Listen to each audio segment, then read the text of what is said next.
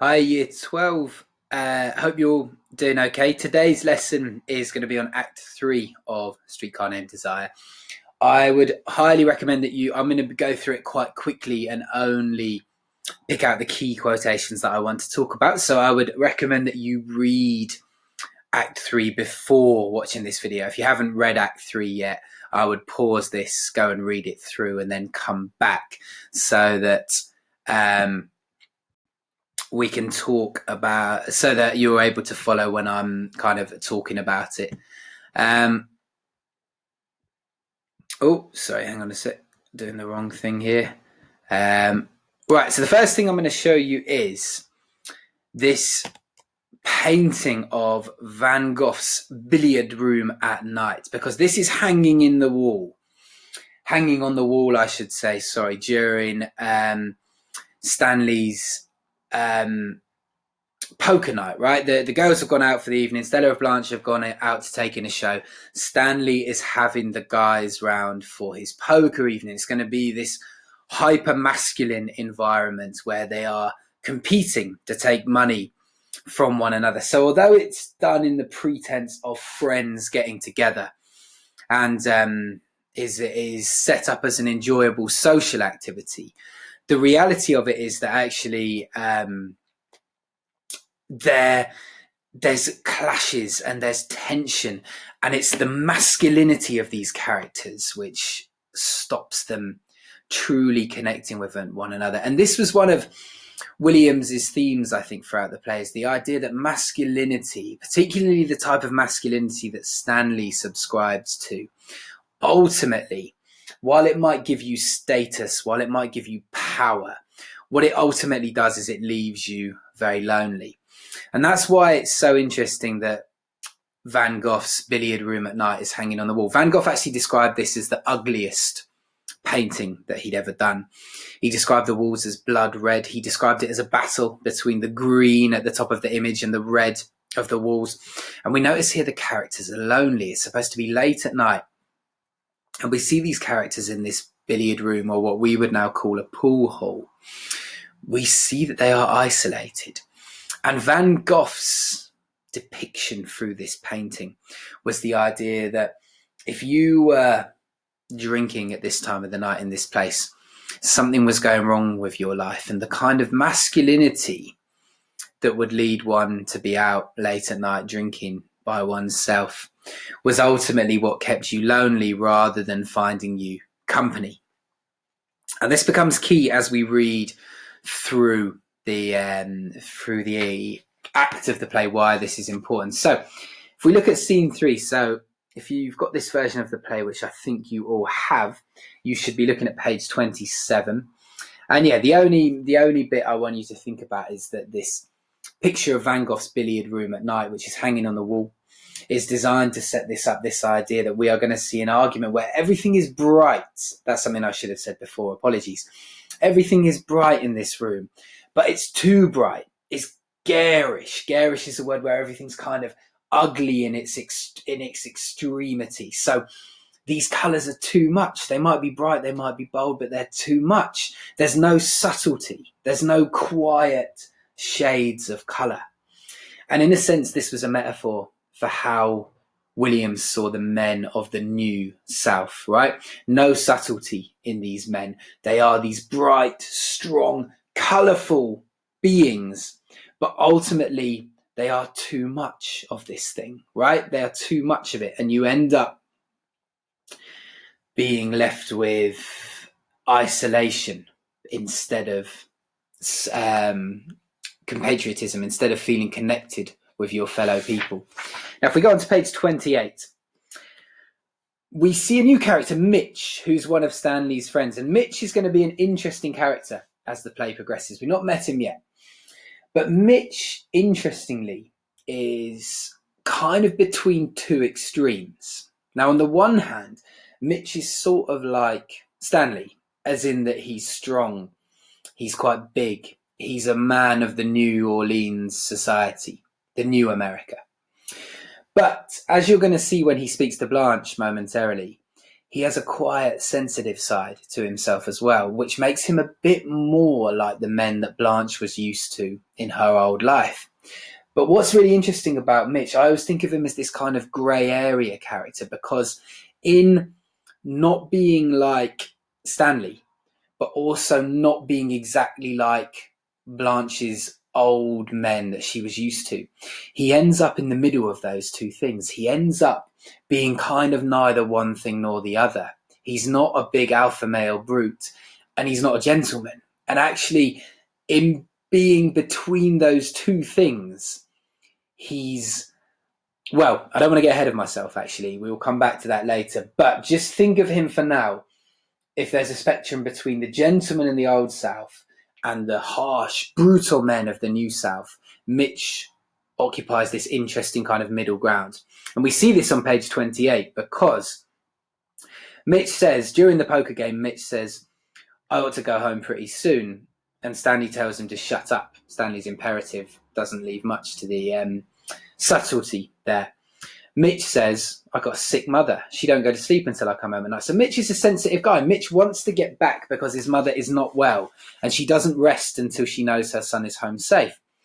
Stanley's response to that moment of vulnerability and sensitivity from Mitch is to say, then why don't you go home and stay with her? I mean, Stanley really not showing any kind of sympathy, really not showing any kind of understanding or empathy of his friend's situation. Think about this picture, the brightness, the two bright colours, and ultimately the separate characters who cannot connect even though they are supposedly friends. Then Blanche and Stella come back, and if you see on page 29, Blanche, again, nice little clash, very simple language, but nice little clash between Blanche and Stanley and their values. Blanche says, please don't get up. Obviously, she's expecting when she enters a room, she's used to men getting up. And by way of politeness, what she's saying is, oh, please don't get up. Don't feel like you have to get up for me. Stanley retorts, nobody's going to get up, so don't be worried. A simple thing there, really, but dripping with meaning, because what he's saying to her is, nobody's going to acknowledge these things that you're expecting, right?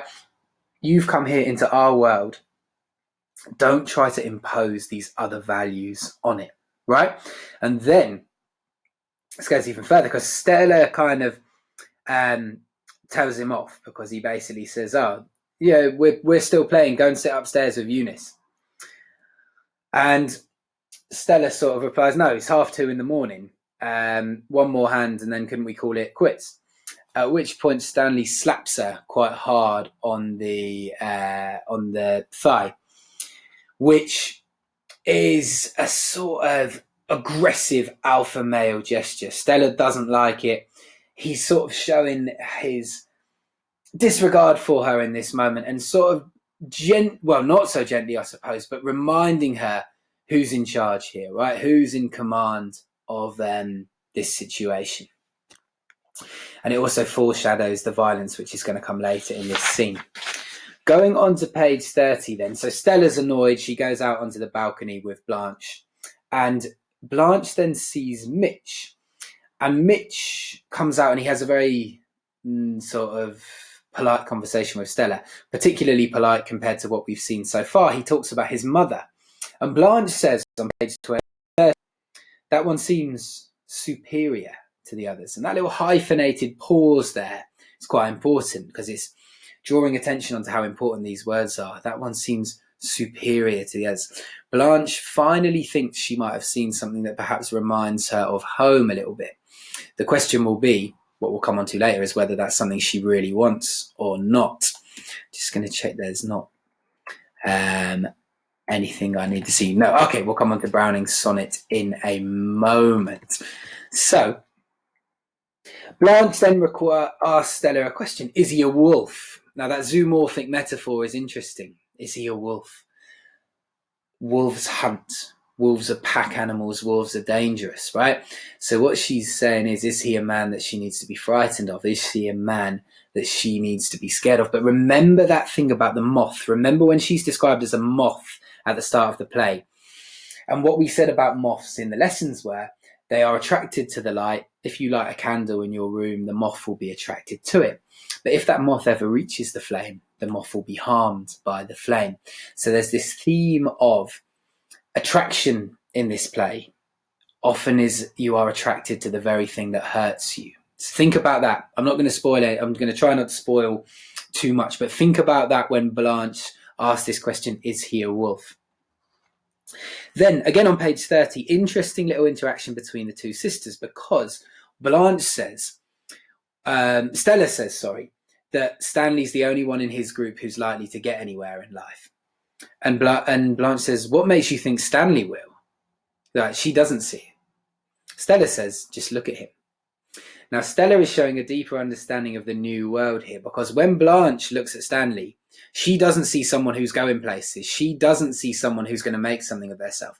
One, because she's used to the old structure where you had to be born into money. But two, that she would associate making something of yourself with intelligence, with refinement, with education. She doesn't see these things in Stanley. But think about, why does Stella think Stanley's going to make it? And the answer to that is quite simple. Stella understands that what you need to make it in this new world is different to what you needed to make it in this old world. In this new world, what you need is power, determination, grit, right? These qualities are what's going to get you somewhere in the world. And then interestingly, let's go on to page 31. Stella then says, well, it's this drive that he has. But then she warns her sister, you're standing in the light, Blanche. And we know that Blanche must avoid the light. We know that Blanche likes to stay away from the light. So therefore, interestingly, what we then see is that there's this kind of sort of unawareness on Blanche's part, that she's temporarily lost herself and she's wandered into the very thing she must avoid. Remember, I talked to you last lesson, the light, Blanche can't go in the light because she believes her beauty is fading. The old self, the world that she comes from, cannot go in the light itself, cannot stand the light of truth.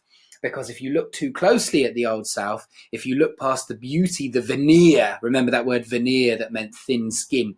If you look past the veneer of beauty, you will see where that money came from the corruption of slavery. Now, we have a little argument about the radio.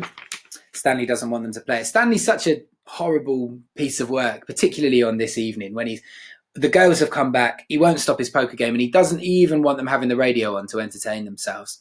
And then, insensitive oaf that he is, on page 32, Mitch has already talked about his sick mother. And then Stanley makes this joke about how tight his friend is. So obviously when you're playing poker, it's seen as a very bad thing to be mean, right? People who will win their friends' money and then not reinvest it in the next game but go home, that's seen as quite bad etiquette among friends. So what Stanley's criticising Mitch for here is being like a tight poker player. And he makes this joke about Mitch putting it all in the piggy bank his mother gave him for Christmas, right? Now think about that. Think about the lack of sensitivity he's showing his friend there. Think about how his masculinity is stopping him from showing care to his good friend Mitch. He's literally just said his mum is sick. And now Stanley's making jokes about his mum giving him a piggy bank as a present. I mean, it's not the kind of joke that you would want to hear, right? You've already said your mum's not well. You don't want to hear somebody making a joke about her. Stanley doesn't care, does not care. Think back to this painting. Think about the isolation. Think about the brash boldness of the colours. It's all too much. And ultimately, it leads to a lack of connection. Page 33. Mitch and Blanche connect because they've both lost someone, particularly they've both lost someone they used to be with. And they start building up this connection. And straight away, there's the seeds of tragedy are being sown here because Mitch and Blanche should be a great love story. Again, try not to spoil too much as we go through, but Mitch and Blanche should be a fantastic love story. And indeed, their initial connection is of a shared emotional trauma, which you would think would bring them together. But it doesn't. Ultimately, it doesn't, and you'll see why. But in the initial connection, we see her sort of flirting a bit with him, but also finding out that he too has lost someone. And he's got an inscription on his lighter. Or is it his cigarette case? I think it's his cigarette case. But anyway, That's not important. What's important is on it is this sonnet from Elizabeth Browning. And the final line of it is what's on the cigarette case. And if God choose, I shall love thee better after death. Interesting, right? Because it shows that they've lost someone. It shows that they've both suffered this same grief.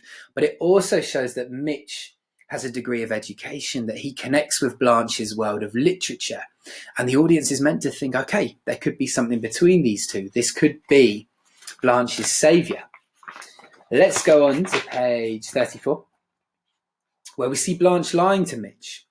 She tells a couple of lies. She says, yes, Stella is my precious little sister. So already she starts the interaction on a foot of dishonesty with Mitch.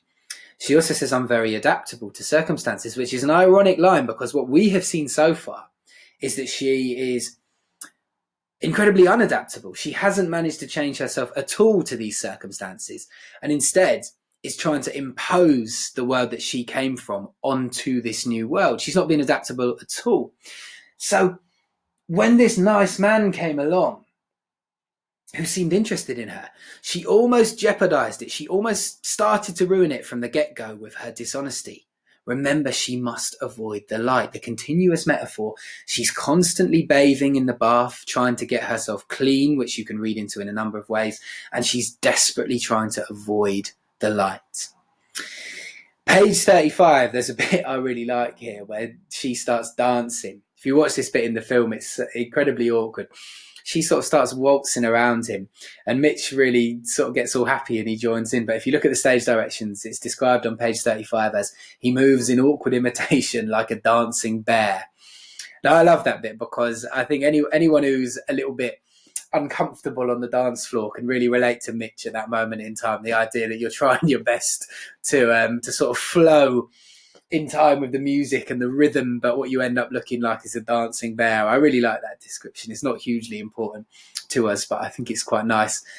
But then, right, we come on to this really key pivotal moment on the play, which is going to drive a lot of the events that happen later.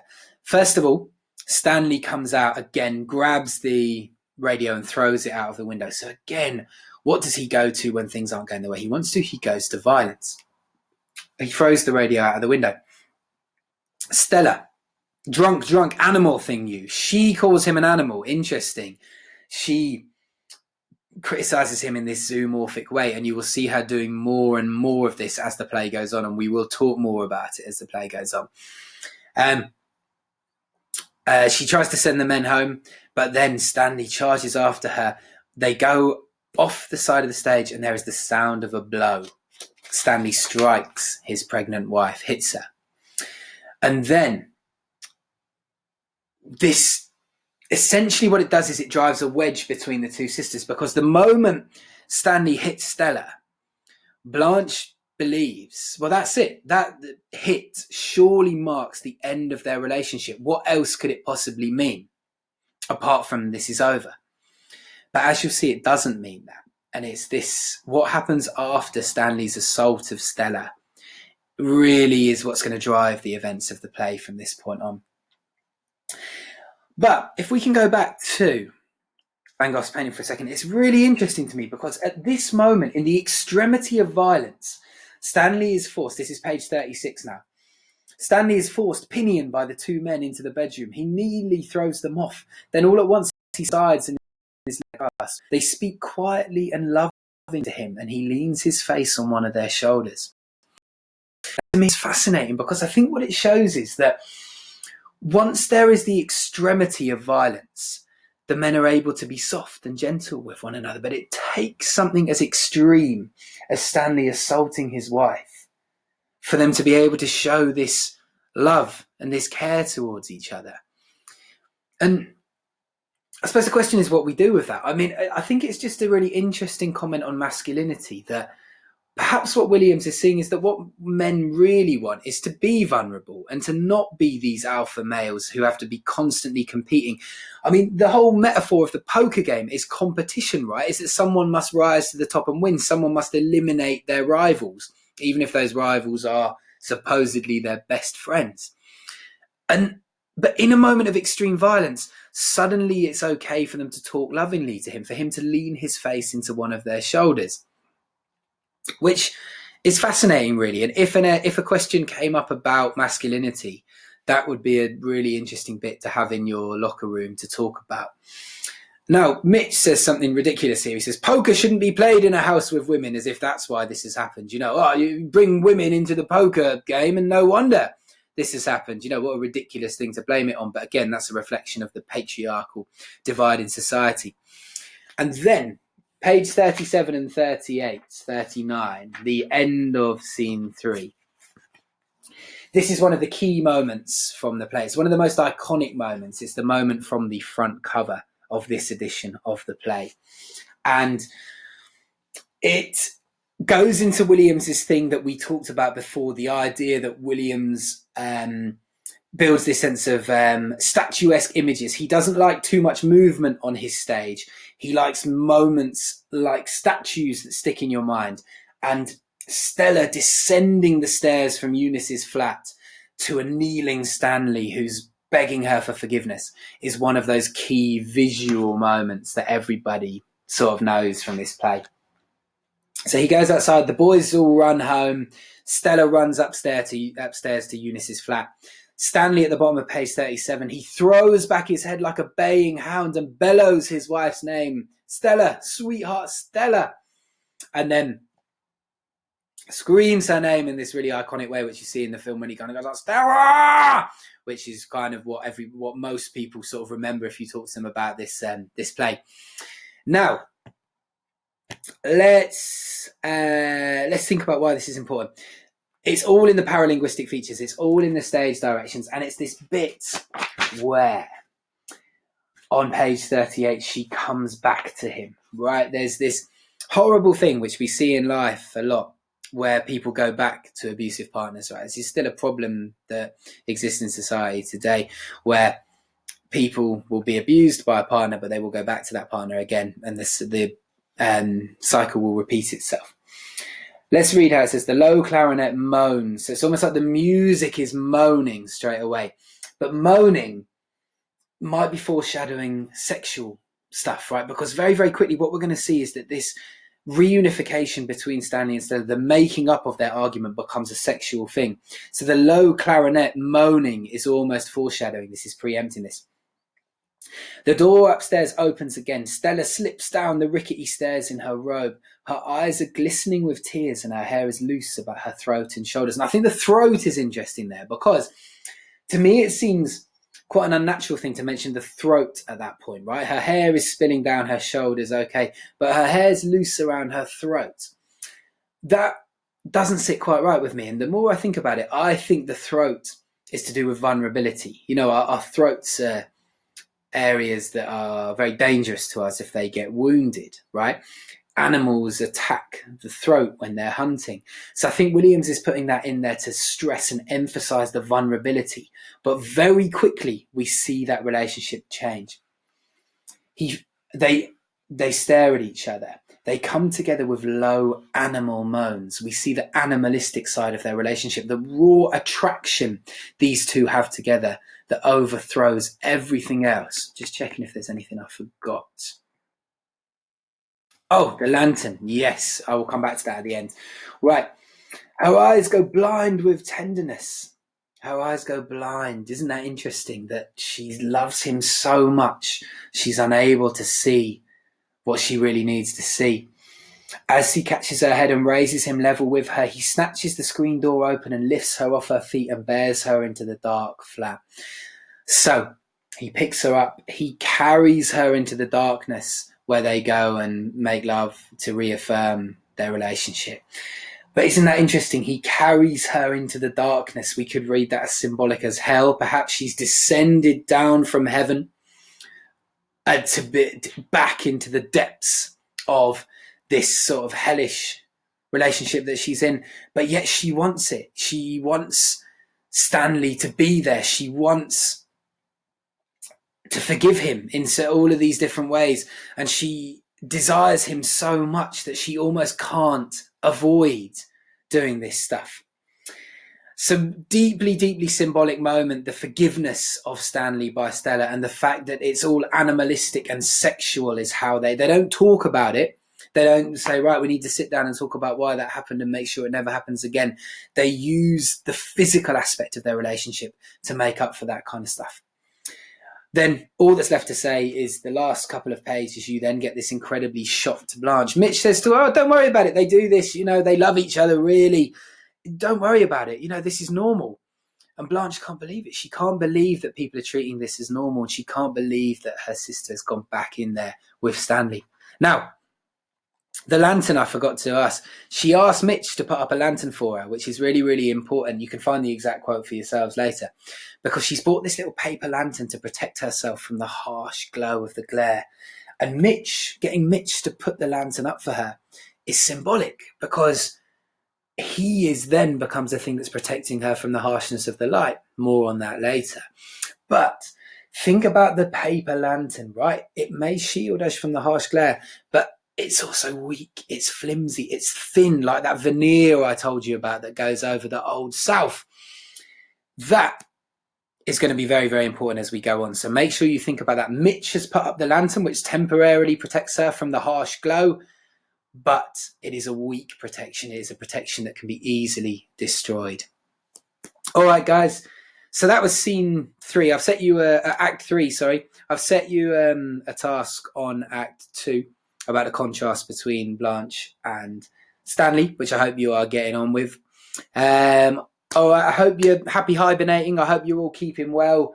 And let me know if there's anything else I can do to help you guys in your weird learning situation that we find ourselves in. And yeah, I will speak to you all soon.